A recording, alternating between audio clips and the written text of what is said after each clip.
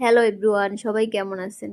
এই তো সায়মা কিচেনের পক্ষ থেকে আপনাদের জন্য নিয়ে এলাম কাঁচা পাকা আমের আচার। এখন তো কাঁচা আমের আচার বানাইতেছি।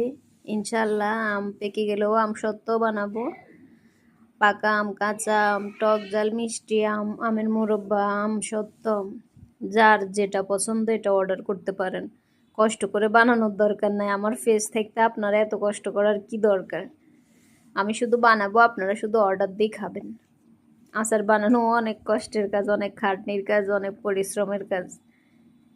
এই তো আমগুলা আমরা কিনে নিয়ে আসছি বাজার থেকে। কিনে নিয়ে প্রসেসিং করে এখন এটা টক ঝাল মিষ্টি আচার হবে। আচারগুলা যেহেতু এখনো বেশি কাঁচা, এই জন্য আমগুলা যেহেতু বেশি কাঁচা, এই জন্য আচারগুলো একটু গলে গলে গেছে, কিন্তু টেস্টটা অনেক ভালো আসছে। গত বছর আমি আচার দিয়েছি, আম থাকতে থাকতে আমার আচারগুলো সেল হয়ে গেছে। আম থাকতে থাকতে আম সত্ত্বগুলোও সেল হয়ে গেছে। আম সত্ত্ব আমি অনেক কম দিছিলাম, 3-4 জন কাস্টমার অর্ডার দিয়ে নিছিল, তখনই আমার আম সত্ত্ব শেষ হয়ে গেছে।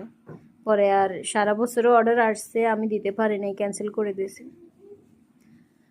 আমের আচার সবার প্রিয়। আমের আচার পছন্দ করে না এমন লোক নাই, আমি দেখি নাই, আমার চোখের তলে পড়ে নাই। হয়তো কেউ টক পছন্দ করে, কেউ মিষ্টি পছন্দ করে, কেউ ঝাল পছন্দ করে, কিন্তু আমের আচার সবার পছন্দের, সবার ফেভারিট। এই জন্য একটু বেশি করেই আমের আচার দিব।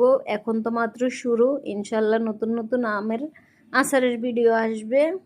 আপনারা যার যেটা পছন্দ অর্ডার দিবেন। দোয়া করবেন সবাই আমার জন্য, আমার পাশে থাকবেন।